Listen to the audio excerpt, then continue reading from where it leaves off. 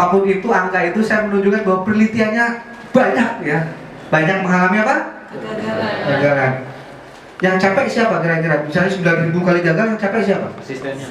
Ya, yang capek bukan si Edison, bukan, tapi asistennya. Sampai asistennya bilang begini, Son, ya wis lah Son, gagal lagi. Terus Edison bilang apa? Edison bilang kalimat yang di buku-buku motivasi pasti ada di kalimat ini. Oh, saya bukan 9.000 kali gagal. Saya baru mendapatkan 9.000 kali cara yang salah. Dan akan saya terus cari cara yang salah sampai habis. Yang tersisa adalah cara yang benar. Itu kawat Wolfram itu namanya. Yang bukan konsep malah berpijar itu. Mungkin sampai rambut mungkin ya, saya ngebayangin dulu rambut kebakar, sabut kelapa bakar mungkin gitu ya, besi konslet, sampai ketemu kawat Wolfram dengan ukuran tertentu itu ya, Wolfram. Jadi gitu ya, Mas benar-benar peduli pada saya. Orang lain belum tentu peduli pada saya. Cukup sampai situ, jelas ya. Yang menghambat kita untuk melangkah seringkali bukan kekurangan diri kita, tapi takut perkataan orang lain. Oh jangan bisnis itu lagi. Oh jangan itu, terus saja. Akhirnya Anda jadi pendengar yang baik. Untuk kehidupan Anda itu tidak bagus ya. Untuk hubungan bagus pendengar yang baik. Setuju? Ya. Sampai di sini Pak Halim? Pak Halim. Cukup ya? Ya. Berikutnya dari Bu Ira. Apa yang harus saya lakukan ketika pengen punya sebuah cita-cita? Beliau tadi sebutkan naik haji berempat ya Bu ya? Oh berenam. Sudah dituliskan di kamar tadi? Nah sudah, betul. Itu langkah pertama sudah bagus. Konkret berenam, naik haji sudah ditulis secara visual. Waktunya saya belum dengar tadi. Waktunya kapan? Tahun ini. Kalau dari Jerman kayaknya mungkin ya, dari Jerman kayaknya mungkin. Tahun depan. Tapi kalau di Indonesia daftar tunggunya cukup lama. Tapi kalau satu orang masih mungkin di Indonesia karena rezeki Allah kan tiba-tiba jadi pengiring haji gitu ya. Banyak saudara-saudara kita yang ujuk-ujuk naik haji nggak pakai daftar tunggu. Tapi kalau berenang berenang kayaknya tahun ini bisa ya. Dari Jerman mungkin ya. Mungkin. Kalaupun mungkin dalam artian begini. Aturannya tidak ada yang menghalangi untuk itu gitu loh. Tidak ada ya. Ya kalau tidak ada berarti bisa. Secara materi aja gitu loh. Oh hanya ke dalam materi aja. Baik, berarti memang betul. Ustadz Yusuf Mansur itu salah satu guru saya juga. Beliau banyak sekali dejavu yang beliau lakukan. Bahkan yang paling menarik, beliau itu justru saat di penjara ini. Beliau pernah di penjara dan saat di penjara itulah titik balik kehidupannya. Makanya walaupun masih muda cukup luar biasa. Betul, jadi lakukan dengan di sela-sela zikir Anda, lakukan untuk jadi zikir. Karena cita-cita Anda kan tidak keluar dari zikir sesungguhnya ya. Ciri-ciri bahwa cita-cita kita itu sekuler itu kalau dimasukkan di dalam zikir itu kita jadi malu sendiri. Ya kan? Contoh cita-cita yang sekuler itu misalnya saya ingin membalas dendam. Nah itu kan pasti akan malu diselipkan di dalam la ilaha illallah balas dendam, kan nggak bisa. Berarti sebetulnya cita-cita kita kan berupa zikir juga. Jadi nggak apa-apa diselipkan dalam zikir-zikir itu, dalam subhanallah, alhamdulillah. Itu. Jadi lakukan Bu, insya Allah ya. Kita akan jadi saksi Bu ya. Itu passion banget Bu. Passion banget Bu. Jadi itu satu yang membuat Anda benar-benar kalau itu tercapai emosional banget ya. Bukan karena kata-kata orang. Bukan kan ada orang yang nggak naik haji itu. Naik haji itu karena malu tetangganya udah naik haji kan itu belum tentu jadi passion kan. Jadi tapi benar-benar karena faktor panggilan luar biasa. Baik, Ibu Ura silakan nanti kita bantu dengan doa. Ya. Sesi kedua dari belakang silakan langsung keras aja Bu dari situ.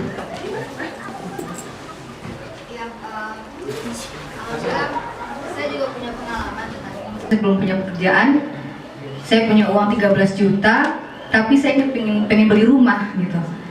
Dan waktu itu yang saya lakukan adalah saya memikirkan terus, dan mungkin dengan pikiran itu saya terus berdoa dalam hati, dan alhamdulillah itu tercapai gitu.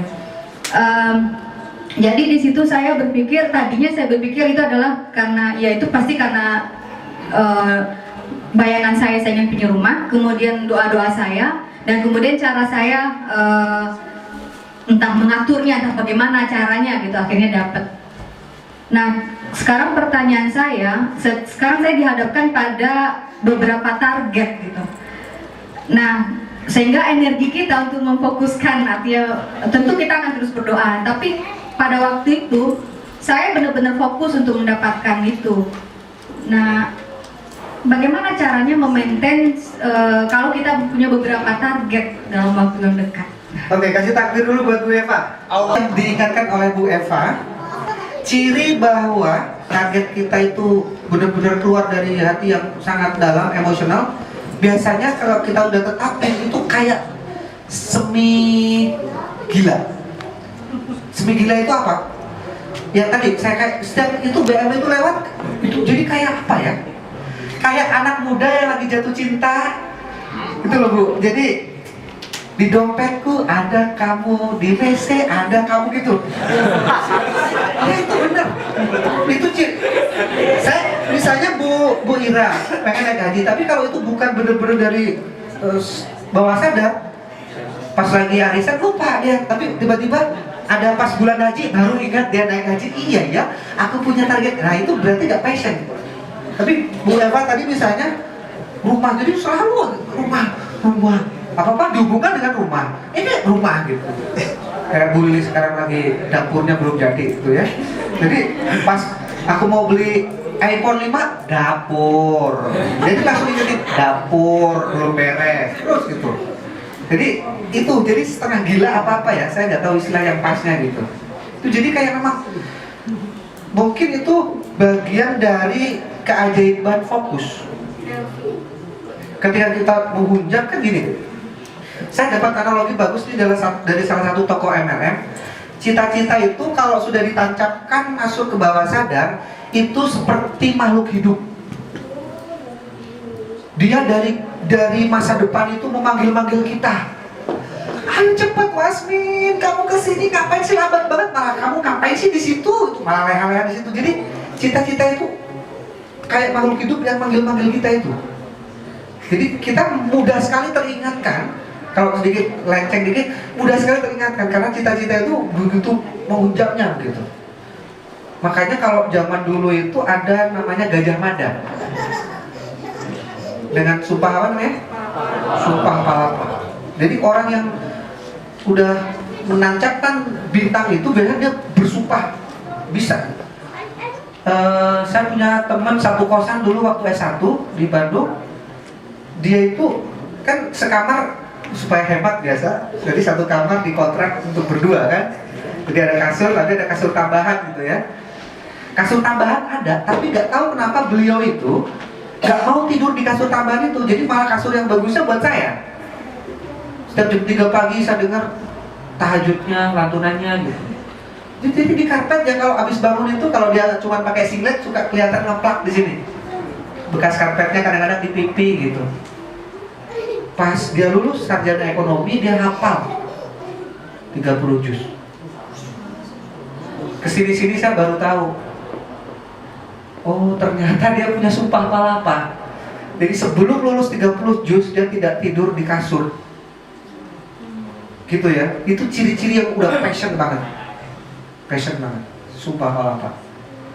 Jadi bisa itu. Saya yakin ya Bu Eva sebelum punya rumah kayaknya ngirit banget beliau itu. Dan tapi bagi sebuah cita-cita yang sangat menikmat itu, dibayangin aja udah nikmat, beliau pasti gak merasa ngirit. Ya enjoy aja, makan gak merasa apa-apa. Karena itu terbalas oleh cita-cita yang begitu nikmat, dibayangin aja udah nikmat gitu. Makanya seorang pemuda yang benar-benar lagi punya cita-cita, itu kan puisinya kayak bener, gunung kudaki, samudera ku seberangi, itu bener-bener loh. Kami kaget, kan kami di Bandung itu punya ponakan. Tadi habis telekonferensi kan pakai semacam Skype gitu. Ponakan, ada itu sebutin nama R. Dari mana? Dari Lampung. Naik apa? Naik motor. Coba naik motor ke Bandung untuk ketemu ponakan saya itu perempuan. Itu kalau nggak cinta itu apa coba alasan yang bisa menjelaskan? Masuk angin lah itu ya. Itu sama persis ketika mudik. Saya kaget luar biasa ketika lewat Bakauheni. Dari Merak, nyebrang Bakauheni. Terus di Bakauheni kami mampir ke sebuah rumah makan yang di belakang ada masjid cukup besar. Pas kami mau sholat itu ada orang tidur, ngegoler gitu, tidur. Dari mana? Dari Jogja. Mau kemana? Mau ke Padang. Oh, lagi parkir ya mobilnya? Enggak, kami pakai motor. Jedek. Dari Jogja ke Padang naik motor. Ini udah perjalanan hari keberapa? Udah hari ke 1,5. Berapa hari? Mungkin ya 2 harian lagi sampai ke Padang.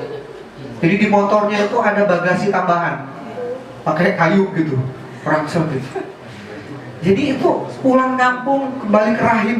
Ibu itu kan simbol rahim ya. Itu panggilan luar biasa, itu bawah sadar itu. Samudra seberangi gunung mendaki. Makanya kan nggak ada logika yang bisa menjelaskan tradisi mudik di Indonesia itu logika apa coba?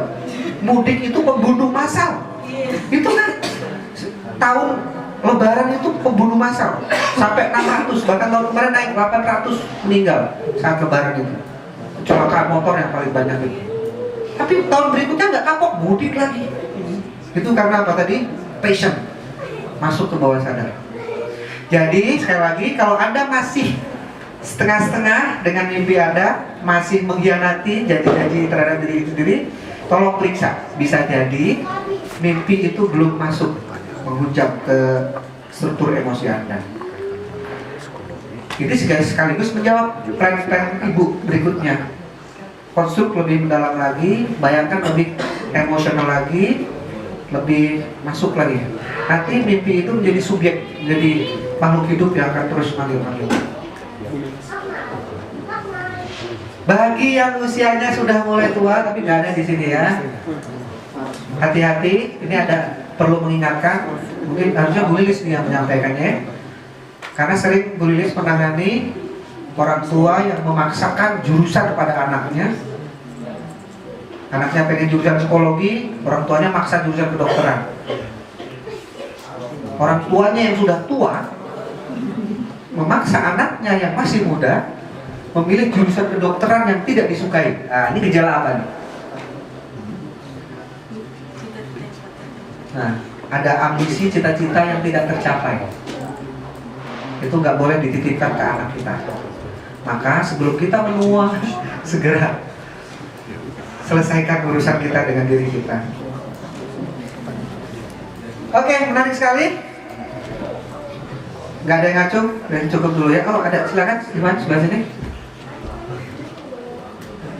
Sebutkan namanya. Nama saya Rizky, 12 tahun. Ya, ada 2 pertanyaan. Dibuka umurnya, berarti nyebutin umur.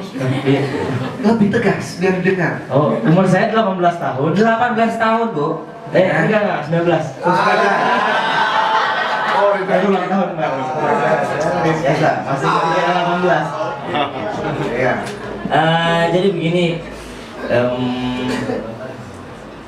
Apa yang dulu tidak masuk akal bisa langsung Anda percayai dan buktikan sendiri. Hanya dalam 2 hari, Anda bisa praktek hipnosis ke orang lain seperti di layar TV. Bukan hanya untuk hiburan, tapi juga untuk membantu orang lain lepas dari penjara mental penghambat datangnya rezeki, berupa cemas, trauma, depresi, fobia, dan gejala psikosomatis lainnya. Pelatihan ini sangat luar biasa, sangat bermanfaat. Banal sebenarnya pada awalnya nggak percaya ya untuk mencoba, tapi luar biasa, kok bisa gitu.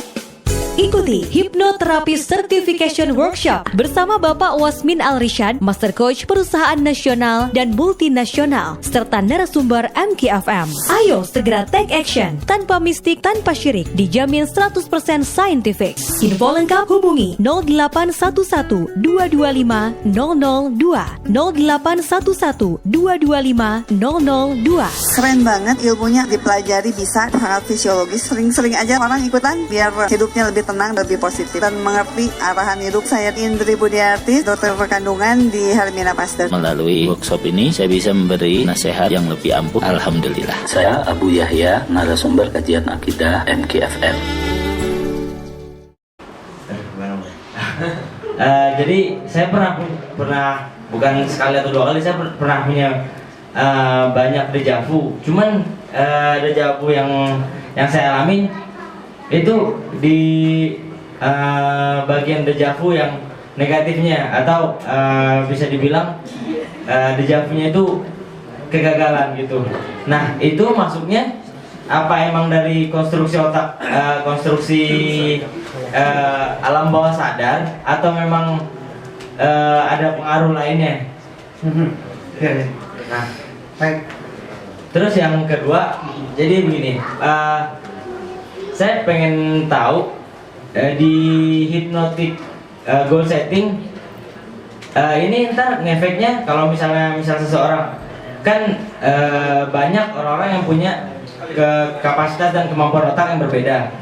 Nah, kalau misalnya seseorang yang kapasitas atau kemampuan otaknya yang bisa dibilang di bawah batas normal, kalau misalnya dimasukin ke hypnotic goal setting, itu apakah diantar jadi seseorang yang dihipnotis atau jadi seseorang yang seharusnya dia yang sebenarnya gitu. Oke. Tapi dalam kemampuan otak yang standar gitu. Terima kasih perhatiannya. Assalamualaikum warahmatullahi wabarakatuh. Iya, waalaikumsalam warahmatullahi wabarakatuh. Kasih takbir buat Rizky. Allahu Akbar. Ini langsung saya jawab nih, karena pertanyaan Rizky ini sangat unik dan ini keren banget ya pertanyaannya. Terutama pertanyaan pertama.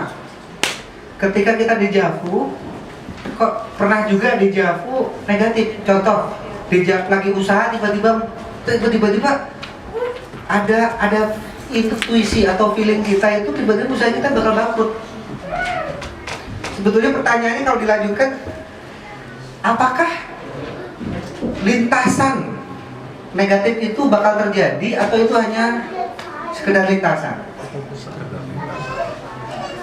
Karena saya juga sering Bu mengalaminya ini, ketika tiba-tiba ada nggak tahu apa semacam firasat atau yang kalau saya sebut intuisi, oh ini nggak bisa. Dan ketika saya ikuti intuisi itu benar. Seandainya saya kemarin membangkang tidak mengikuti intuisi saya bakal itu. Saya sempat menolak Bu ketika kejatuhan usaha saya di sebuah bilangan jalan di sisi Batu. Dan punya hutang hampir 1 miliar. Sempat apa ya? Tadi hampir jadi fine back. Sempat untung saya punya psikolog gratis. Itu untungnya ya, punya psikolog gratis. Tapi saya kemudian melos. Kan gini, kadang-kadang ketika orang dalam kondisi dihambat atau ada sistem yang sangat kuat membuat kita tidak bisa melangkah, kan kita berontak ya. Berontak, enggak defend. Bukan karena aku kok terus. Itu lelah sekali. Kalau kita mau kayak gitu lelah. Mendingan udah emang aku yang salah. Ya aku terima, aku memperbaiki terus. Pokoknya dinolkan, terus coba sedikit mulai ikuti. Dan saya merasakan saat itu, makanya saya langsung tulis di status saya, fa inna ma'al usri yusra, inna ma'al usri yusra. Karena saya merasakan betul ternyata Allah sedang menghindarkan saya dari celaka yang besar. Dan setelah itu saya mulai menapak lebih mudah. Begitu ya. Coba tangan kita begini. Bersama atau sesudah yang betul. Sesudah kesulitan ada kemudahan, atau bersama kesulitan ada kemudahan. Nah, yang betul ternyata bukan sesudah, tapi bersama.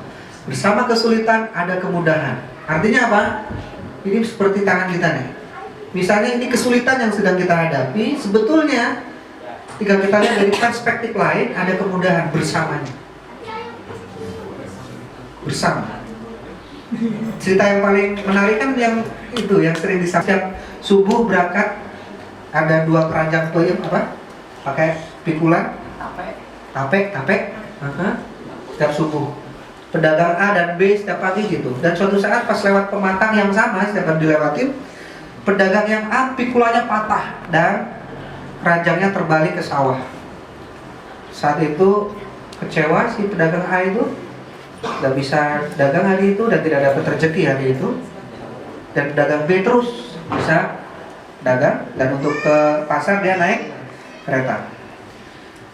1 jam setelah kekecewaan pedagang A, dia pulang, dia mendengar berita ada kecelakaan kereta dan semuanya meninggal kecuali dirinya sebagai calon penumpang yang gak jadi.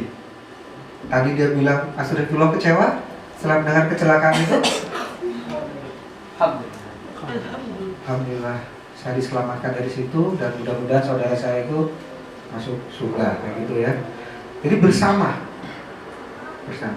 Artinya apa? Menjawab pertanyaan yang luar biasa ini, yang membedakan antara intuisi itu benar sebagai petunjuk, karena memang benar-benar intuisi ya tadi itu, itu intuisi. Intuisi itu paduan yang sangat harmonis antara logika dengan perasaan. Jadi kita diberi intuisi, itu namanya intuisi. Orang sebut indera keenam, padahal itu bisa dilatih. Kan seorang ibu yang tiba-tiba anak kecelakaan itu intuisi loh. Jangan remehkan intuisi. Kita kurang peka intuisi itu mungkin karena terlalu rasional. Padahal intuisi kita sering mengatakan kalau gak enak, benar gitu. Makanya peka terhadap intuisi jalannya. Dan ketika tiba-tiba ada intuisi yang kita nggak tahu intuisi atau bisikan setan atau apapun yang mengarahkan itu, yang jelas kita langsung zikir, langsung ingat Allah. Astagfirullahaladzim. Terus kita ikhtiar dari sisi manusiawi untuk memantaskan diri. Contoh, kasusnya Anda nggak menyampaikan kasus ya, tapi mungkin saya ambil kasus Bu Eva misalnya. Dulu ketika pengen punya rumah, tiba-tiba pas mulai menampaki hari demi hari, kok lemah, putus asa gitu ya. Nah, ketika seperti itu langsung zikir, karena zikir itu istighfar, jelas. A'udzubillahi minasyaitonirrajim, karena khawatir itu datang dari setan lintasan itu. Yang kedua, kita memantaskan diri, segera ikhtiar. Pantas, aku ingin memantaskan diri, ikhtiar sekuat-kuatnya, sebagus-bagusnya. Nah, kalau itu sudah dilakukan, plan A, plan B, plan C, ternyata memang betul di jantung kita itu, kita berlepas diri. Betul nggak? Jadi nggak usah kecewa, karena kita hanya wajib berusaha, nggak wajib berhasil. Betul? Kita hanya wajib berusaha, tapi tidak wajib berhasil. Karena berhasil itu hak Allah. Ya, takbir buat Rizky. Nah, ini kelihatannya emang agak intuitif beliau ya. Nah. Pertanyaan kedua, bagaimana dengan orang yang kurang cerdas? Saya tidak tahu prosesnya, yang jelas pikiran bawah sadar akan mengarahkan sangat kuat. Hanya kalau orang misalnya kurang cerdas, apakah karena diinstal dari luar, dihembuskan sama bapak ibunya dengan sugesti, atau mungkin dia dapat dari TV, atau mungkin dia juga belajar. Intinya kalau masuk ke alam bawah sadar akan kuat mempengaruhi dirinya gitu. Makanya kalau memang kita punya amanah orang yang kekurangan dalam sisi intelektual, misalnya contoh borderline itu, atau yang cerebral palsy, Bu Lilis itu suka nangannya yang anak cerebral palsy. Anak cerebral palsy itu menurut istirahat saya itu masuk surga, gitu. Dijamin masuk surga. Ngacai gitu kan. Dan dia sangat penurut. Bahkan kalau disuruh sholat juga sholat. Disuruh mabok ya mungkin dia nggak mabok gitu. Makanya itu dijamin masuk surga itu orang seperti itu. Syaratnya dia mendapat lingkungan yang baik. Maka nanti usaha kita sebagai lingkungannya aja lah yang sebaik-baiknya ke orang itu. Hanya tetap kita nggak tahu skenario Allah untuk orang tersebut, karena saya tetap yakin sampai saat ini bahwa setiap makhluk itu diciptakan sempurna. Lucu ya, ini ada ayat bahwa makhluk disebutkan sempurna, bahwa manusia itu diciptakan dengan sesempurna-sempurnanya. Tapi kok kita melihat dengan kacamata kita sebagai manusia, kok ada orang yang borderline, cerebral palsy, ADHD gitu ya. Nah, berarti kalau begitu kita perlu melihat dari kacamata yang lain, apa yang disebut dengan kesempurnaan. Karena sempurna menurut kita itu kan pakai dasi, gagah kayak Brad Pitt gitu, Leonardo DiCaprio. Tapi ternyata ada juga yang gagah ternyata korupsi gitu kan, perempuan itu mungkin nggak sempurna kali ya, cacat mental bisa jadi kan. Tapi orang yang kayak gitu bisa jadi sempurna. Definisi sempurna menurut Allah ya, bukan menurut kita. Itu saya nggak bisa menjawab lebih lanjut. Intinya kalau orang yang kategori tadi borderline emang sangat mudah dipengaruhi oleh lingkungan. Jadi lingkungannya harus benar-benar bagus. Saya sedang menangani yang borderline, dia umur 5 SD, tapi kecanduan, minta dihipnoterapi karena dia kecanduan kopi. Saya nggak buru-buru nyalin anak, ya kan? Anak borderline kecanduan kopi, lucu nggak? Benar, setelah saya periksa ternyata bapaknya orang Aceh. Udah, itu setiap kali ada saudara kumpul kopi, udah kopi. Jadi gitu ya. Oke, Rizky, luar biasa. Ada lagi? Ya, silakan. Kasih takbir buat Danang. Sekali lagi. Ya, silakan Danang. Assalamualaikum warahmatullahi wabarakatuh. Waalaikumsalam. Saya mau bertanya di sini, ketika kita sudah menentukan goal, suatu mimpi yang akan kita bawa ke alam bawah sadar kita, apakah dalam perjalanan kita untuk menuju poin nomor 5 tersebut, apakah akan terus terngiang-ngiang di dalam pikiran kita atau jiwa pikiran di hati kecil kita? Kalau iya, apakah itu harus selalu dijaga supaya ada? Karena saya ngerasa kadang emang pernah membuat seperti ini, tapi pada tingkat waktu sekian, misal saya menargetkan dalam waktu 1 tahun saya akan mendapatkan sekian ini. Tapi pada bulan pertama saya sudah mulai melupakannya dan akhirnya hilang begitu saja. Dan entah apakah akan saya capai cita-cita tersebut atau tidak. Oke.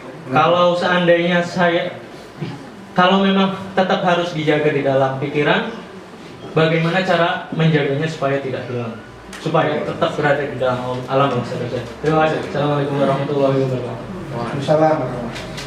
Oke, kasih takbir buat Danang sekali lagi. Ini pertanyaan yang sering ditanyakan ini dan kendala Anda.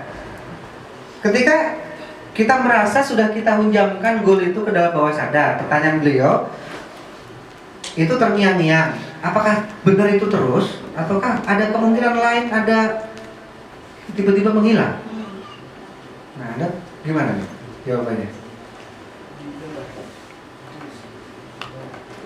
Dan kalau memang bisa seperti itu, bagaimana cara menjaganya? Baik, pelan-pelan ya. Pikiran bawah sadar mendominasi berapa persen? 88% dari pikiran sadar. Kalau ada sesuatu yang sudah dimasukkan bawah sadar, itu cenderung akan permanen. Kecuali ada sesuatu yang lebih emosional lagi, yang lebih mendasar lagi.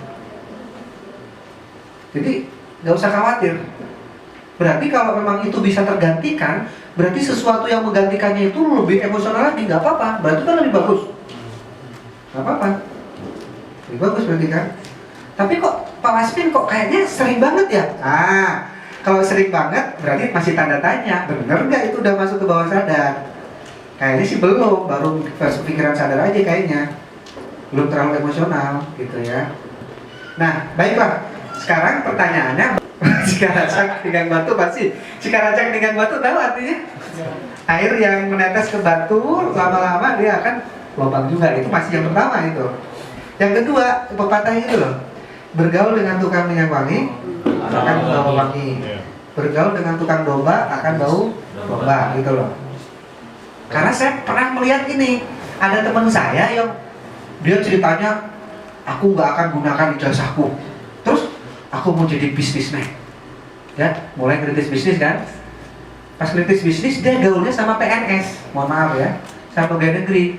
Dengan pola kerjanya yang teratur, gajinya yang teratur. Dia tiba-tiba kayaknya enak ya jadi PNS. Nah, itu berarti bukan salah cita-citanya, tapi salah apa? Salah gaul. Sama, dia udah jadi PNS. Kerja teratur, gaji teratur. ngeliat tiba-tiba temennya jadi pengusaha, sukses juga. Gaulnya sama pengusaha, PNS gaulnya sama pengusaha. Coba apa yang terjadi? Kalau dia nggak pengen keluar dari PNS jadi pengusaha, dia bergaul dengan apa? Berkong-kali-kong dengan pengusaha. Pengusaha, dia PNS tapi mental pengusaha. Jadi apa itu? Oh, itu. Makanya kata Purdi Chandra, itu pemilik Purdi Chandra itu pemilik Primagama. Sebetulnya kalau ada PNS korup, itu dia sudah bakat itu jadi pengusaha. Hanya sayangnya dia nggak cepet-cepet keluar dari PNS-nya gitu ya. Coba kalau dia keluar dari PNS, dia cepet jadi pengusaha. Contohnya yang keluar dari PNS itu Aam Amiruddin, pengasuh percikan iman. Itu keluar kalau nggak salah dia jadi PNS. Dia bangun berhasil. Kalau enggak, jiwa-jiwa yang pengen berusaha di PNS ya nggak bisa. Jangan salah gaul. Kedua ya, jangan salah gaul. Kemudian yang ketiga, supaya di alam bawah sadarnya itu tetap, pastikan mimpi Anda itu tidak keluar dari prinsip. Tidak keluar dari prinsip. Soalnya kalau keluar dari prinsip gampang banget goyah gitu ya. Contoh mimpi yang keluar dari prinsip. Tadi dia pengen ke Hong Kong. Pengen ke Hong Kong. Bukan keluar dari prinsipnya sebetulnya ya. Tapi pas di Hong Kong itu yang dibayangkan apa? Coba. Kemewahan Hong Kong dengan judinya, perempuannya, mabuknya itu loh. Nah mungkin saat itu dia bisa emosional karena kayaknya nikmat banget ya, dipijit, tapi tiba-tiba dalam perjalanan menempuh itu dapat siraman rohani, jebet gitu kan. Jebet itu lama-lama bawah sadarnya kegoyah oleh sesuatu yang lebih mendasar lagi. Makanya tadi jangan keluar dari cita-cita itu, harus terhubung dengan proses keimanan kita. Karena keimanan itu basic di dalam ya. Di dalam. Oke ya, cukup dulu ya. Insya Allah. Nanti saya jadi nggak diundang lagi nih kalau seperti biasa. Baik, saya akan sebutkan sesuatu, ada jawab ya. Manjada. Rame-rame rantas. Malang-malang putung. Ya. Itu afirmasinya para pahlawan ya. Rame-rame rantas. Manjada. Itu bahasa Arab, bahasa Sunda. Lamun keyeng. Tangtu bareng. Lamun keyeng itu keyeng, berkeinginan kuat. Pareng itu berhasil. Lamun keyeng, bahasa Inggris sekarang. There is will. There is will. Di mana ada kemauan, di situ ada jalan. Alon-alon. Di mana ada kemauan, di situ ada jalan. Kalau saya tanya di mana ada ketidakmauan, jawab di situ ada alasannya. Di mana ada ketidakmauan, di situ ada alasan. Dan seringkali alasan itu benar. Karena benar itulah nggak berubah-berubah ya. Baik rekan-rekan, di mana ada kemauan, di mana ada ketidakmauan, di situ ada alasan. Manjada. Ya, begitu, terima kasih. Assalamualaikum warahmatullahi wabarakatuh. Waalaikumsalam warahmatullahi wabarakatuh. Terima kasih sekali lagi untuk Pak Qasim Al-Rishad. Langsung aja mungkin saya tutup acara kali ini. Semoga menambah wawasan kita, semoga menambah keimanan kita terutama. Semoga dapat menginspirasi dan semoga akan ada acara-acara WKC Fortbildung selanjutnya.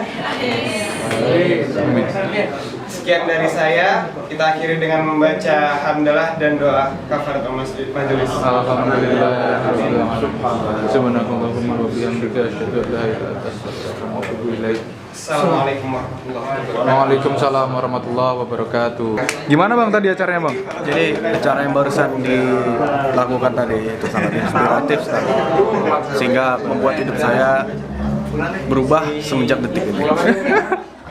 Oke, bagus. Makasih Bang. Tadi gimana acaranya? Acaranya bagus banget, Lin. Gue udah gak ngerti lagi, kece banget. Pokoknya ini ilmu hipnotis gitu, hipnotis alam bawah sadar. Ternyata alam bawah sadar kita itu ada 88%, dan itu lebih tinggi daripada alam rasional kita. Nah, ilmu kayak gini itu gak didapetin di jurusan gue. Jadi ini acaranya bagus banget, Lin. Oke, makasih Riz. Ya. Riz, gimana tadi acara Riz? Waduh, men, seru banget men. Aduh, salah banget kalau lu ngelewatin acara kayak tadi tuh. Bener-bener deh, itu mantep banget. Jadi itu tadi acaranya hypnotic goal setting. Itu lu nge-setting cita-cita lu biar jadi goal yang mantep, biar cita-cita lu yang sesungguhnya kan. Lu ngelewatin tuh hal-hal kecil yang ada di otak lu kayak javu atau segala macam mimpi gitu. Itu ngaruh banget men. Lu kalau dalam acara tadi itu tuh caranya tuh disambung-sambung gimana jadinya satu-satu bisa jadi cita-cita lu yang bener. Jadi kalau misalnya ada acara kayak gini lagi nih, mesti datang banget men. Oke, sip. Oke, dah Riz ya. Yuk.